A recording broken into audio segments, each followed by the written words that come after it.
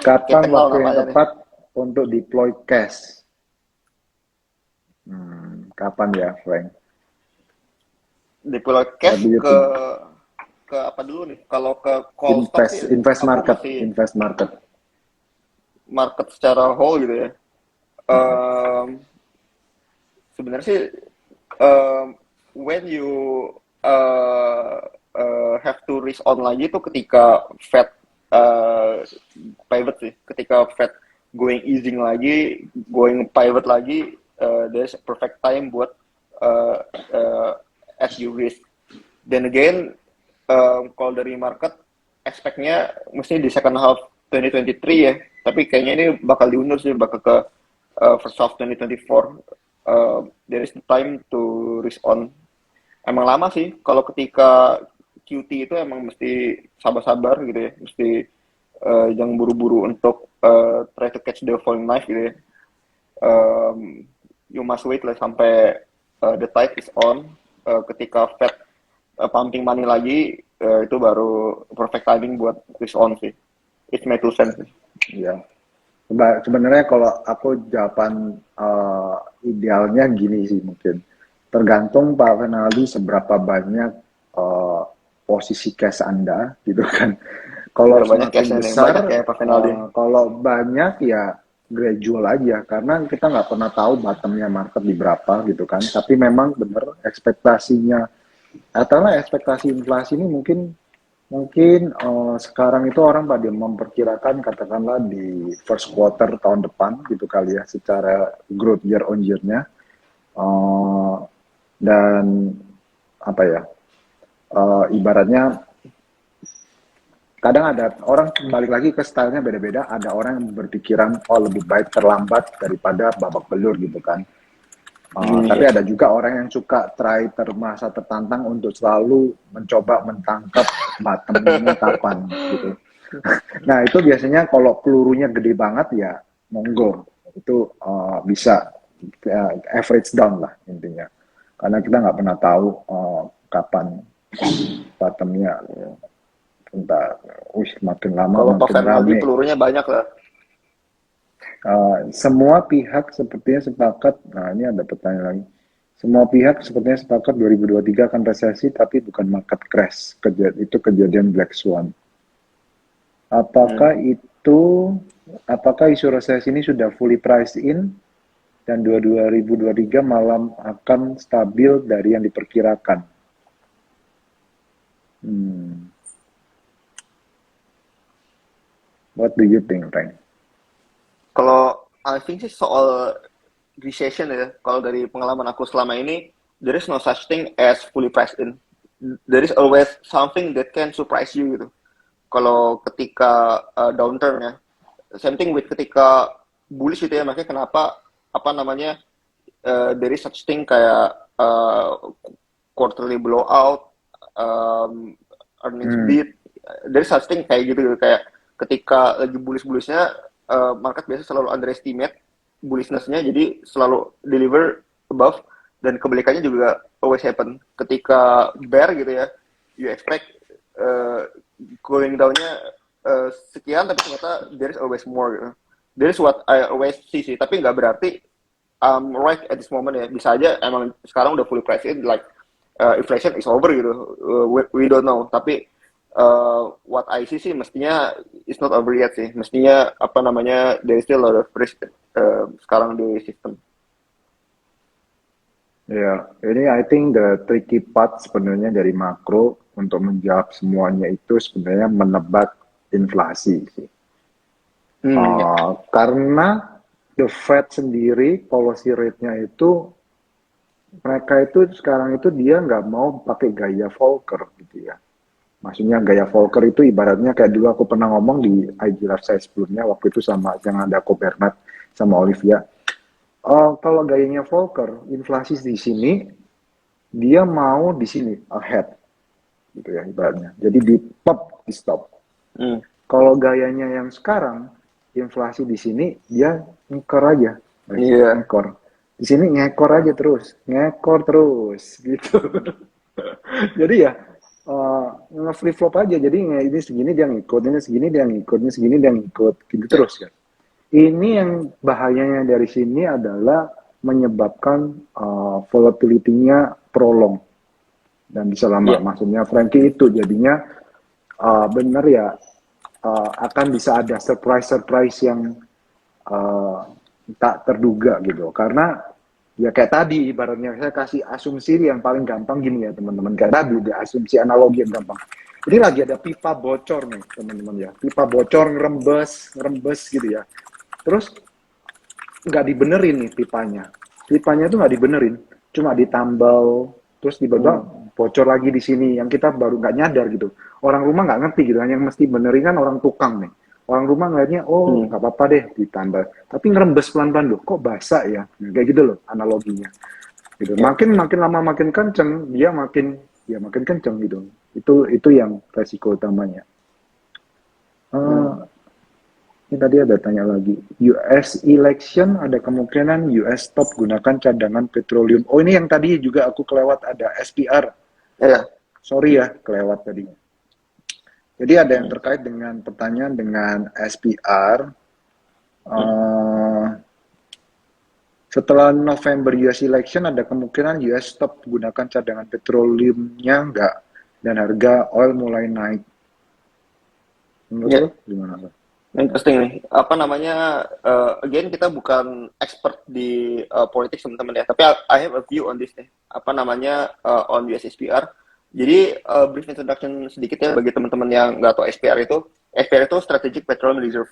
Jadi di US itu ketika mereka produce oil, ada certain percentage of that production yang mereka taruh sebagai reserve in case shit happens.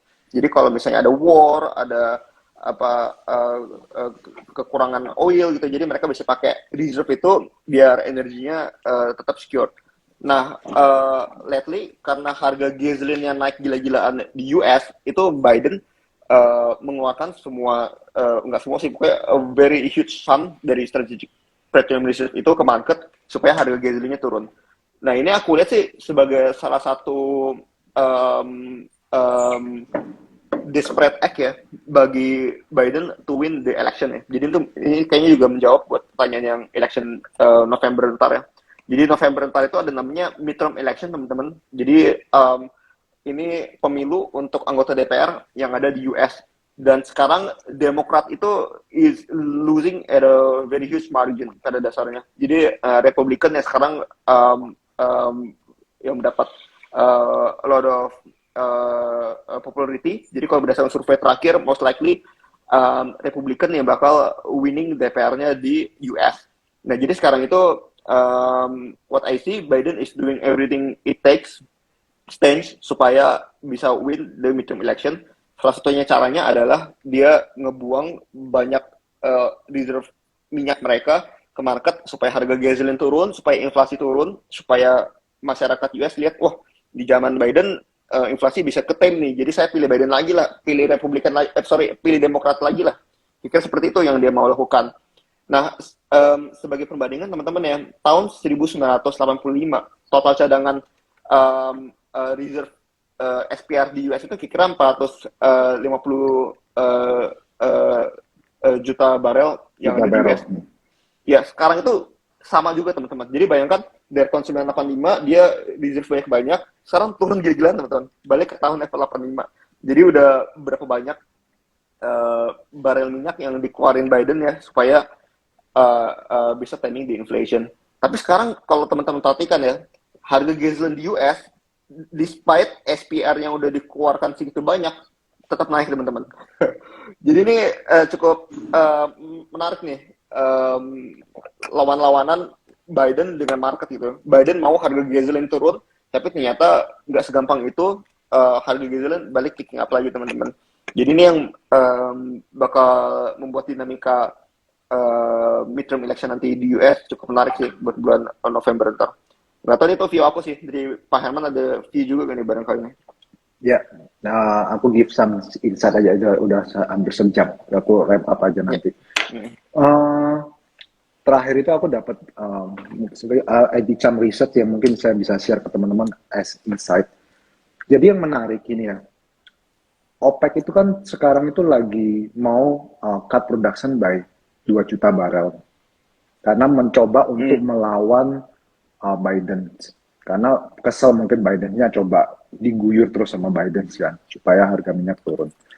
Tapi ternyata setelah dicek secara overall di member dari OPEC mereka sendiri itu nggak deliver mereka punya production gitu ya. Jadi rata-rata itu Ya, semuanya productionnya below, ya. ya kan. Jadi kebayang nggak guys? Tadinya dia punya target tertentu, malah delivernya below semua. Artinya apa? Artinya produksi minyak itu udah agak susah, ya. Hmm. Sudah agak susah. Jadi kebayang nggak? Waktu sekarang diguyur, terus dia coba retaliate, fight back dengan cut production, terus tiba-tiba US election-nya udah kelar, overhang udah kelar, Hmm. tapi inventory di US-nya menipis. Terus sementara production-nya dari OPEC itu sebenarnya jelek banget gitu. Hmm. Makanya itu tadi aku bilang, kalau ada yang coba nge-cap price kayak Russian price cap dan lain-lain, itu nggak akan solve the problem. Yang harus dibenerin adalah gimana mencari ngebor eksplorasi minyak baru supaya Hmm. bisa menambah supply-nya itu. Baru itu bisa diberesin gitu sih. Dan Hmm. masalah ESG-an tuh memang harus ditone down gitu. Hmm. Oke, Agreed. ini udah coba aku wrap up. Oh, ini ada pertanyaan tadi menarik. Wah, BI harus naikin berapa kalau bener Fed Fund Rate-nya 4,5%? Nah, ini agak susah ya. Kita punya pandangan sendiri, tapi BI sendiri mungkin bisa berbeda ya teman-teman. Karena waktu itu juga banyak pertanyaan dari teman-teman, kok BI-nya nggak naik, tapi akhirnya kan naik juga. Iya. Karena itu, kalau kita coba ngobrol kanan kiri, BI itu masih sangat berani, nggak mau menaikkan, karena ya itu, kayak tadi Frankie sempat bilang, kita itu masih kayak berasa kayak di atas angin karena banyak dolar dari batu bara. Gitu. Iya. Dan apa ya bisa dibilang cara pandang profesional itu menentukan. Kalau saya kasih gambaran, orang yang biasa kerja di surat utang sama orang yang di pasar saham itu agak berbeda. Itu cuma karena masalah nature of the asset itself. Bedanya apa? Orang-orang yang rata-rata di pasar modal di saham itu cenderung mereka itu selalu mencoba untuk ahead of the curve, mereka melihat ke depan. Hmm. Ya. Kalau orang-orang di surat hutang itu cenderung data driven kayak Fed gitu. Jadi dia nggak mau terlalu mengambil resiko melihat ke depan yang belum tentu kejadian, tapi mereka mencoba untuk melihat data. Datanya apa baru melakukan. Datanya apa melakukan. Nah itu ada Hmm. plus minusnya sebenarnya ya kan Ren ya. Plus minusnya ya kalau memang ke depannya nanti oke favorable sesuai dia ya oke aman. Tapi kecenderungannya gitu, akan cenderung behind the curve gitu. Behind the curve karena ya dia nunggu data keluar baru dia ngambil suatu kebijakan gitu. Nggak mau terlalu ngambil banyak deviasi resiko yang besar. Intinya kayak gitu. Oke, nggak sadar udah 1 jam gue dicariin anak gue, Frank. Nggak mau. Siap, siap. Thank you so Oke, much. terakhir ini, kok menurut you kenapa ya pemerintah kita, ini menarik, kenapa sih pemerintah kita malah nge-fight recession terus? Padahal kan definisi resesi itu GDP growth negatif 2 kuartal, mungkinkah Indo resesi? Kayaknya sih enggak sih ya. Kayaknya Aja resesi yang Indonesia akan dimaksud resesi. pemerintah resesi US dan Europe sih, Global bukan kali. resesi kita gitu. Iya, bukan resesi global kok. Kita less likely lah. Robust Itu banget si kok. Kemarin Yov, gua ke Bali rame banget kok. ini si Yofi nih ternyata diem-diem bertanya. Oke, oke ya. Mungkin sorry kalau ada yang mungkin terlewatkan. Udah 1 jam. Oke, terakhir deh aku entertain satu pertanyaan deh, nggak enak. Ada thought on nickel downstreaming initiative di Indonesia, is that big dan akan benefit Indonesia big time nggak? Oh iya, udah jelas ya nih Frank. Mungkin Iya, iya. Very uh, beneficial sih. udah jelas kok itu jawabannya Hmm. yes. Mungkin kalau nggak, mungkin tadi yang tanya nggak memperhatikan detailnya, jadi saya kasih gambaran aja detailnya. Nikel ekspor kita itu dulu kontribusi itu sangat rendah ya, kurang dari 1 miliar dolar. Sekarang kontribusi itu katakanlah mungkin 1-2 miliar. Sekarang itu by estimasi akhir tahun ini ekspor nikel kita air itu masuk ke kategori iron and steel, itu kontribusinya diperkirakan 29 miliar dolar. Jadi naiknya udah Hmm. berlipat-lipat besar. Eh, Hanya saja memang ini kan sifatnya beberapa masih kayak PMA gitu kan, Hmm. dimiliki oleh Singsan, teman-teman kalau tahu grup-grup dari China. Cuma memang ada Betul. local partner, ada beberapa local partner. Ya memang itu yang mungkin banyak orang bertanya, kok ada kayak repatriasi keluar atau apa. Ya gitu karena struktur dari bisnis modelnya seperti itu. Karena masih dominasi dimiliki oleh mereka, jadi mereka habis profit, karena mereka masih perusahaan di luar negeri, mereka bisa melarikan profitnya ke sana. Tapi yang local partnernya ya masih bisa menikmatin. Cuma rata-rata struktur bisnis model di nikel itu kurang lebih kisarannya range-nya local partner itu 20-30%. Sedangkan yang Hmm. asingnya itu masih kayak 70-an sampai 80%. Ya diharapkan gradually nanti lokalnya lama-lama akan membesar ya, supaya duitnya itu muter di dalam domestik gitu ya. Tapi Hmm. cuma kan yang mempunyai teknologinya kan mereka ya. Jadi ya ya ya ya begitulah biasa lah. Tapi itu butuh waktu lah.